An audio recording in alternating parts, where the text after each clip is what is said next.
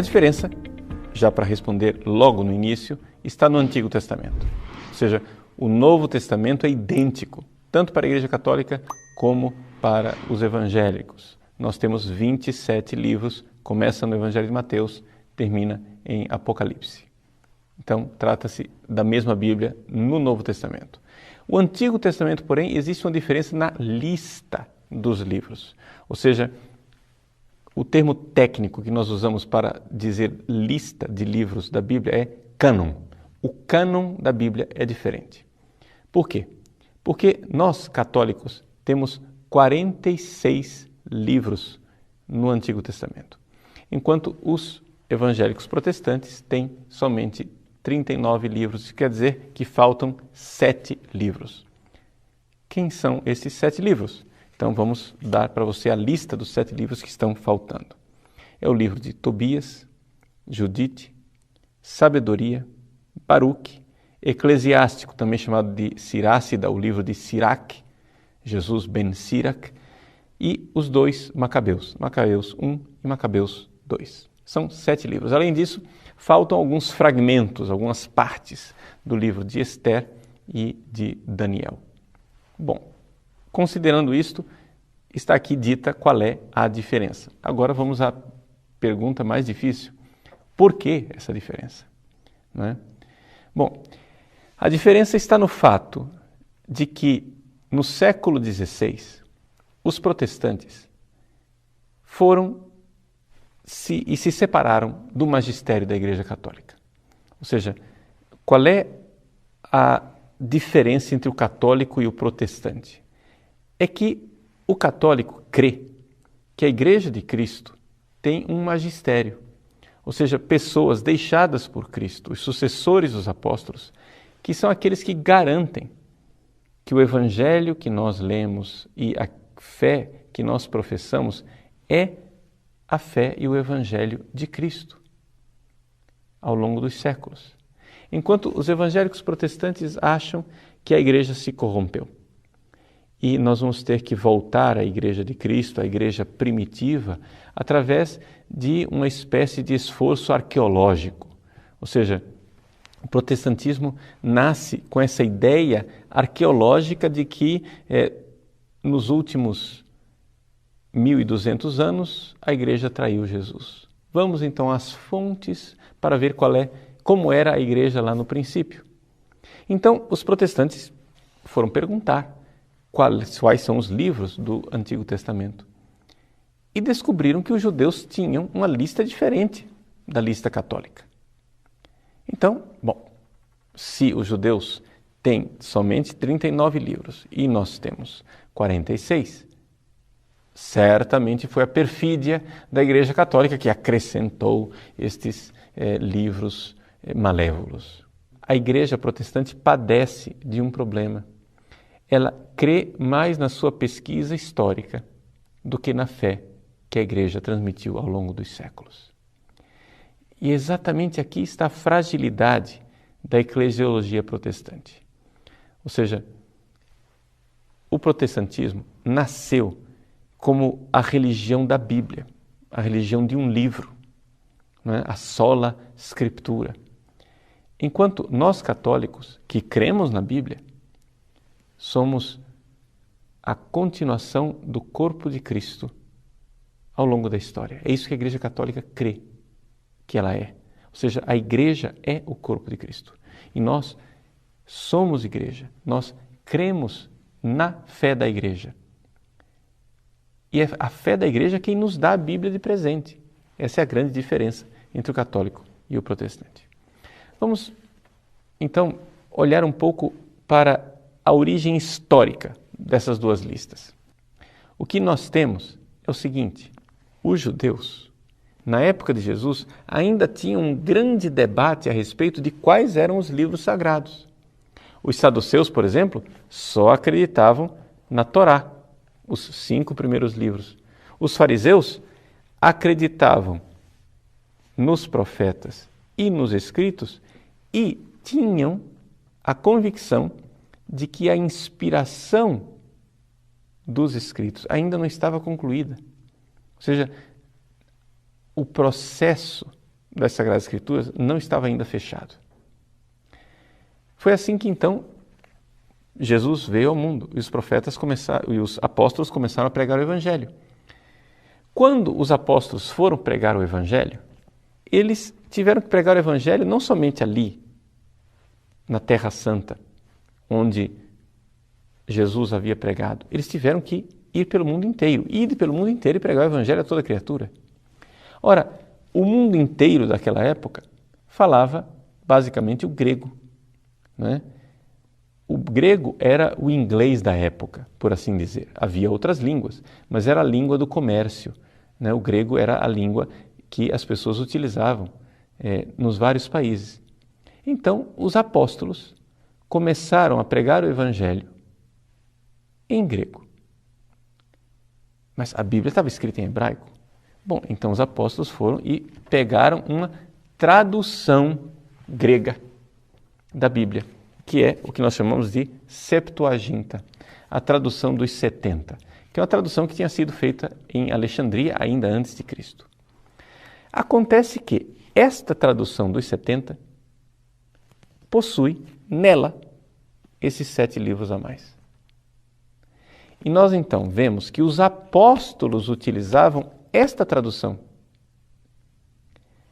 Não é difícil um biblista sério estudar e enxergar que muitíssimas vezes no Novo Testamento, quando se cita o Antigo Testamento, o texto que é utilizado é o texto dos 70, da Septuaginta.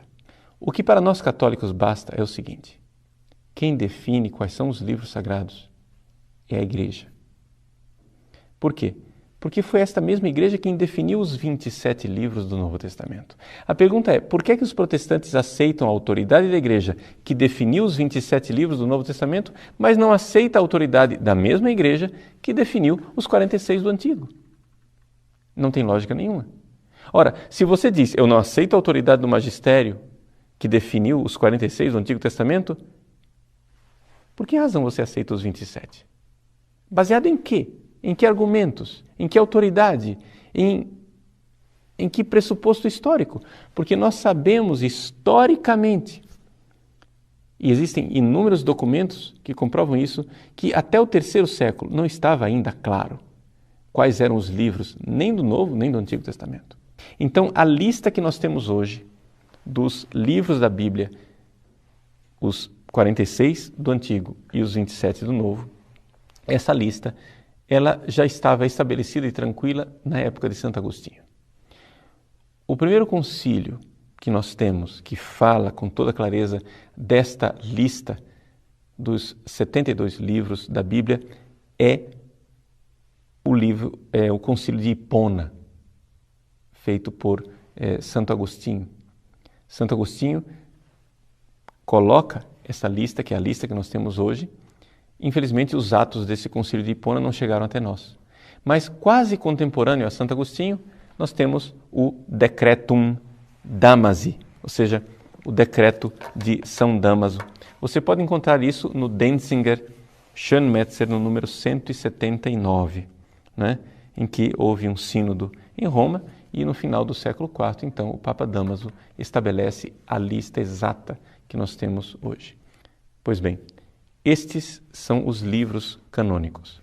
Aqui no Catecismo você encontra na nota número 119, né, nota de rodapé, as fontes dessa lista. Ou seja, ele coloca esse decreto de Dámaso, que eu acabo de citar para vocês no Denzinger Schönmetzer, mas também o decreto do Concílio de Florença, dos Jacobitas, e do Concílio de Trento, na 4ª sessão, a respeito dos livros sagrados. São esses os concílios que estabeleceram nos momentos de dúvida quais eram os livros das Sagradas Escrituras. E é por isso que a Igreja Católica crê na fé dos apóstolos e na fé transmitida na Igreja durante os séculos. Nós não somos a religião de um livro, somos a religião de uma pessoa, Jesus Cristo. Esta pessoa, nosso Senhor Jesus Cristo, nós temos contato com Ele, vivo e verdadeiro, na sua Igreja. A mesma Igreja que celebra os mesmos sacramentos, que tem a mesma fé, que crê nas mesmas Escrituras e que está debaixo do mesmo governo eclesiástico do Santo Padre e dos bispos em comunhão com ele. É interessante que quando Jerônimo estava traduzindo a Bíblia para a Vulgata Latina, ele chegou naqueles livros lá que não faziam parte do cânon hebraico. Ele consultou os judeus falaram, esses livros não são sagrados. Aí Jerônimo não iria colocá-los, mas o Papa exigiu, não, a gente quer esses livros aqui, a gente quer que você acrescente esses livros. Aí Jerônimo, a contragosto, acabou acrescentando os livros que o Papa pediu. Mas o próprio Jerônimo, você pode ver isso aí em algumas Bíblias católicas, ele acrescentou algumas notas que aqueles livros que ele estava colocando, ele colocou a mando do Papa. Por exemplo, no livro de Daniel, ele colocava uma nota quando acabava o capítulo 12 e introduziu o capítulo 13 na Bíblia católica, Jerônimo colocava assim, essa parte de Daniel não faz parte das escrituras hebraicas. Eu coloquei a pedido do Papa Dámaso, né? Ou as versões de Teodósio Sidão, que é outra versão grega que tem lá, e outras mais. Áquila, por exemplo. Então o próprio Jerônimo colocava as anotações dele. Além disso, tem um Prólogos Galeatus, que é um prólogo em latim que o Jerônimo escreveu. Aí, falando desses dois livros de sabedoria eclesiástico, Jerônimo acrescentou o seguinte, preste atenção, é o Jerônimo falando, São Jerônimo.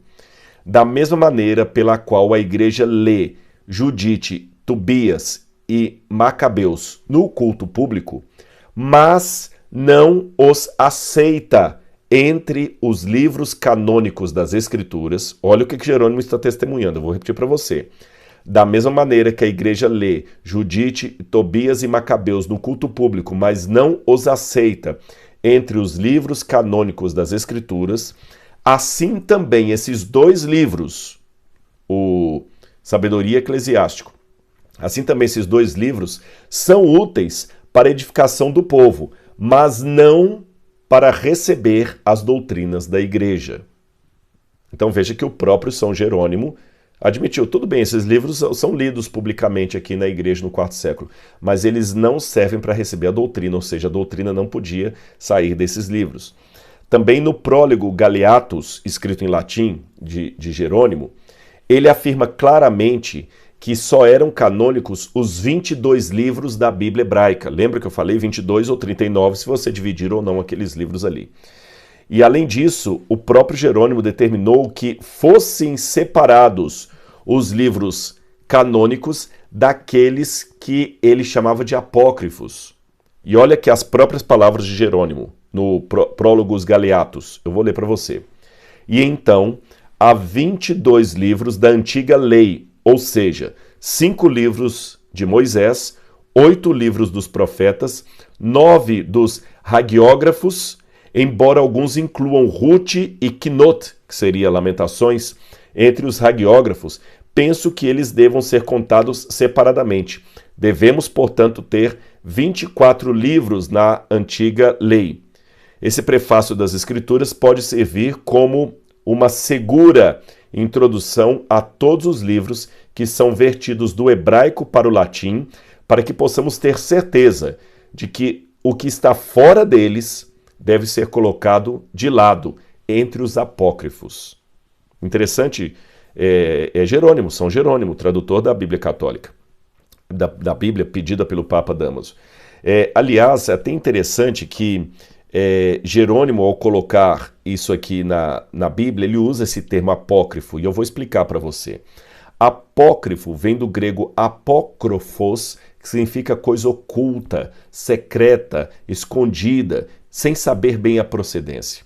Com o passar do tempo, por questões de semântica, a palavra apócrifo passou a representar coisa que não faz parte do cânon, que não é inspirada por Deus, de segunda categoria, tá bom? Aliás, chama a minha atenção que os próprios livros apócrifos, como por exemplo, 1 Macabeus, capítulo 9, versículo 27, os próprios livros apócrifos admitem que quando eles foram escritos, os profetas já haviam terminado o trabalho deles, já não havia mais o tempo dos profetas. Vou ler para você aqui, ó. 1 Macabeus, estou lendo na tradução da Tebe, 1 Macabeus, capítulo 9, versículo 27. Reinou então em Israel uma opressão como nunca houvera desde que havia acabado o tempo dos profetas, ou desde o final do tempo dos profetas. Ou seja, o próprio livro está admitindo que quando ele foi escrito, o final do tempo dos profetas já havia ficado no passado. Tá bom? Eu sei, há um argumento católico para incluir esses livros, que é o seguinte. Os católicos dizem assim, os teólogos católicos, é claro, os livros apócrifos, na verdade, eles não devem ser chamados de apócrifos, mas de deuterocanônicos. Então, a Igreja Católica chamou de deuterocanônicos porque eles foram canonizados numa segunda rodada. Então, na Igreja Católica, esses 7 livros, mais o acréscimo a Esther e Daniel, não são chamados de acréscimos apócrifos, mas sim de livros deuterocanônicos, que foram canonizados uma segunda vez. Canonizados por quem? Pela Igreja. E a Igreja Católica vai falar o seguinte, olha, esses livros já foram aceitos como palavra de Deus, inspirados por Deus, pelo Concílio de Hipona, pelo Concílio de Cartago e também pelo Concílio de Roma, todos do 4º século. Só que, a rigor, não é bem isso. Quando você vai aos cânones desses concílios, além de serem dúbios no reconhecimento desses livros, esses concílios não foram concílios internacionais da Igreja, foram concílios regionais. De maneira internacional, eles só foram oficialmente colocados com força de lei na Igreja para que todo católico aceitasse aquilo, senão seria excomungado, no Concílio de Trento, 1546. Antes disso, eu tenho uma série de autores católicos que tinham dúvida quanto a esses textos, se deveriam aceitá-los, e muitos até os rejeitavam. Por exemplo, Guilherme de Ockham, Bede o Venerável, e outros mais que eu poderia citar, autores católicos. Hugo de São Victor, são autores católicos que não aceitavam os livros apócrifos. E o próprio Jerônimo, como eu coloquei para vocês aqui, não aceitava, São Jerônimo. Bom, então, isto colocado, tem um outro argumento que a Igreja Católica também usa para incluir esses livros apócrifos. Ela diz assim, olha, de fato, admitem os autores católicos, esses livros não estavam na Bíblia hebraica, mas os próprios judeus incluíram esses livros na versão grega das Escrituras, na Septuaginta. E como Jesus e os apóstolos usavam a Septuaginta, eles automaticamente usavam esses livros sagrados. Por isso que a Igreja Cristã Primitiva os reconheceu como sagrados. Bom, calma, vamos com calma nisso aí. Em primeiro lugar, as cópias que nós temos da Septuaginta mais antigas, ali fora os manuscritos do Mar Morto, são cópias que datam do 4º século depois de Cristo. E, de fato, muitos cristãos do 4º século copiaram a Septuaginta, e nessas cópias do 4º século, elas apresentam os livros apócrifos, ou deuterocanônicos, indicando que aqueles cristãos que copiaram a Septuaginta incluíram ou se valeram de um manuscrito que incluía. Isso é verdade. Mas eu tenho que levar em consideração alguns elementos aqui. Em primeiro lugar, são versões da Septuaginta do 4º século depois de Cristo, são muito tardias. Nós não sabemos como era a versão da Septuaginta do tempo de Jesus. Aliás, os maiores especialistas em literatura da Septuaginta admitem que não havia a versão dos 70, mas sim, no plural, versões da Septuaginta. E os manuscritos que nós temos conseguido retratar, eles são dúbios. Nem todos os manuscritos da Septuaginta trazem esses livros apócrifos. Por exemplo, tem texto da Septuaginta, eu até anotei aqui no meu livro, as 3 cópias mais extensas da Septuaginta não estão de acordo quanto à lista do cânon dos livros apócrifos, ou deuterocanônicos, pois trazem diferentes listas. Por exemplo, nelas estão incluídas os Salmos 151 a 155. E, de fato, a Bíblia Católica não traz os Salmos 151 a 155. Mas algumas versões da Septuaginta trazem esses salmos. Por que a Igreja Católica não os acrescentou? Vou mais.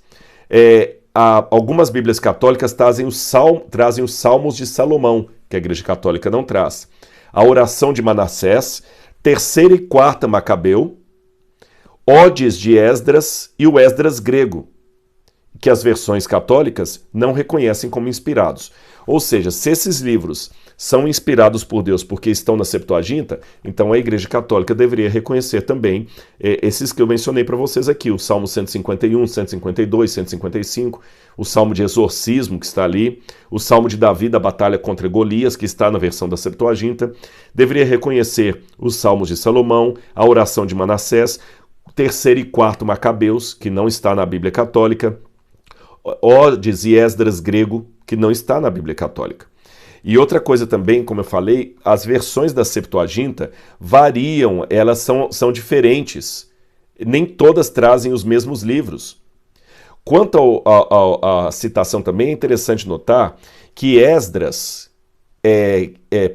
não, Fílon de Alexandria, que usava a Septuaginta, em nenhum momento ele cita os livros apócrifos como sendo inspirados, nem Flávio Josefo, que também usava a Septuaginta e era do 1º século.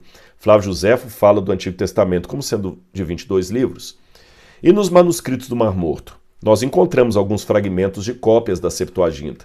Mas a gente deve levar em consideração que nos manuscritos do Mar Morto você tem uma infinidade de livros que estão ali espalhados e que não são canônicos. Você tem a guerra dos filhos da luz contra os filhos das trevas, você tem o documento das regras da comunidade, você tem uma série de salmos de ascensão que não estão na Bíblia, nem na Septuaginta, nem na Bíblia judaica. Então é difícil pegar os manuscritos do Mar Morto como critério disso aí. Aliás, deixe-me dizer que a mais antiga lista cristã que nós temos dos livros do Antigo Testamento é a lista que foi preparada por Melito de Sardes, no ano 170 d.C. E nessa lista não estão incluídos os livros apócrifos ou deuterocanônicos. Então, para os irmãos e irmãs católicas que estão assistindo esse vídeo, eu coloco essa explicação aqui, mas com muito respeito e diálogo com você que pensa diferente de mim, tá certo? Mas fica a seu critério aí agora tomar a sua decisão em relação à canonicidade ou não desses 7 livros a mais que foram acrescentados nas versões católicas da Bíblia, tá bom? Um grande abraço. Agora, o mais importante de tudo isso é estudar a palavra de Deus e colocar em prática aquilo que ela ensina.